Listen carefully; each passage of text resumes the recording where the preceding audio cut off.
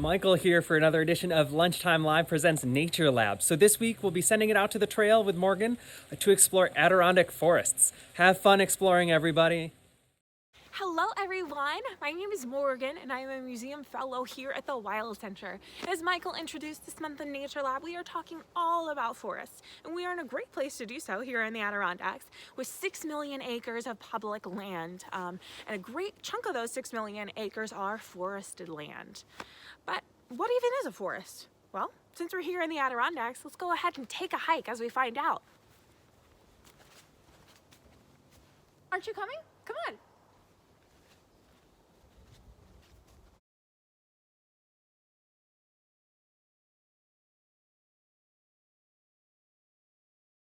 So a forest is known as a large area of land covered in vegetation such as plants and trees, where the dominant vegetation is going to be trees.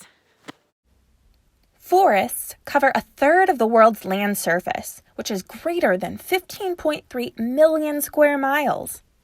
Every forest is different, but some share some common characteristics based on types of plants and local climate that allow us to break up forests into 4 different categories: tropical forests, subtropical forests, temperate forests, and boreal forests. Tropical forests are in warmer climates that are above 65 degrees Fahrenheit, and they get lots of water. Because of these ideal climate conditions, tropical forests carry a plethora of biodiversity. Subtropical forests are similar to tropical forests, but they are not as warm nor are they as diverse. Though they are generally warm, they will have a chilly season. Temperate forests include most of the forests we have here in the United States and go through all 4 seasons. Due to the colder climate, there is not as much biodiversity in these types of forests, and many of the animals will hibernate or migrate for the winter season. Boreal forests are on the cold end of the spectrum and include organisms that have adapted to withstand cold temperatures. You'll find boreal forests far north, in places such as Alaska, Canada, and even Russia. Take a second to observe the forest that I'm walking through, and remember that the Adirondacks are in northern New York. Of the 4 types of forests we just talked about, what type of forest do you think this one is?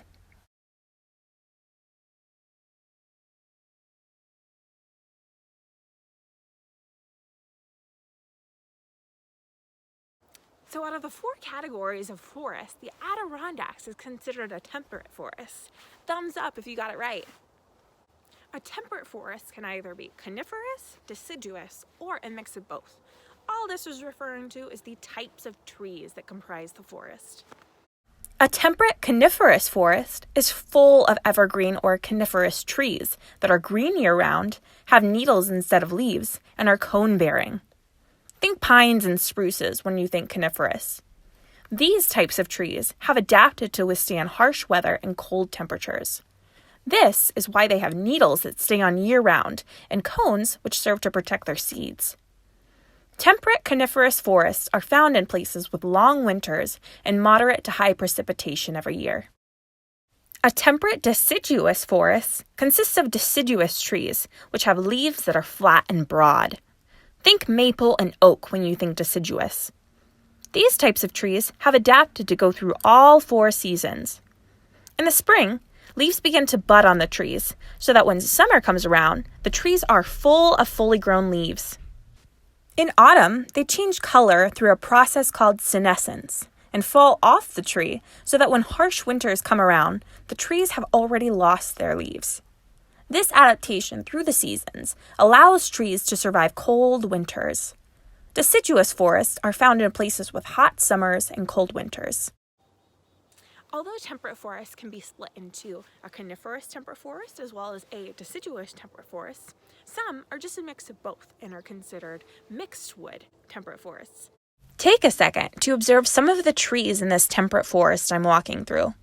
Do you think this is a deciduous forest, a coniferous forest, or a mix of both?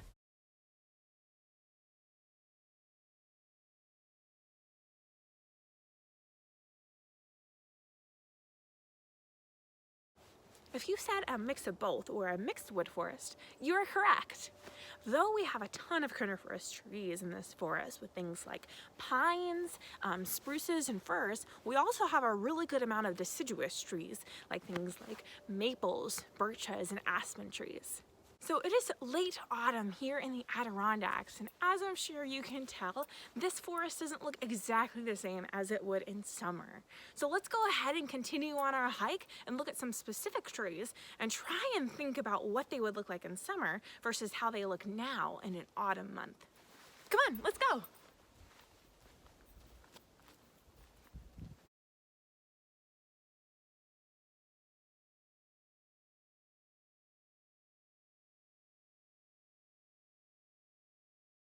This is a birch tree. As you can see, this tree has no leaves anymore now that it's late autumn. What do you think this tree looked like in the summer?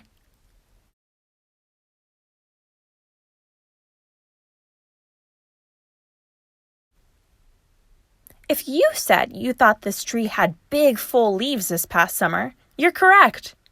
Birch trees are deciduous and have broad, large leaves during summer months, which then change color and fall during autumn in preparation for the winter. This is a pine tree. This tree has lots of long green needles and even some cones up at the top. What do you think this tree looked like in summer?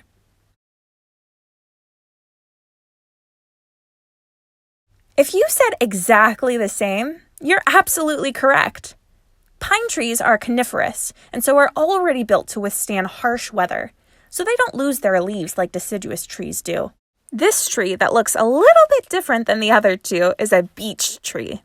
It doesn't have green needles like the coniferous tree during late autumn, and unlike a typical deciduous tree, it has tan, dry leaves in the winter instead of no leaves. What do you think this tree looked like in summer?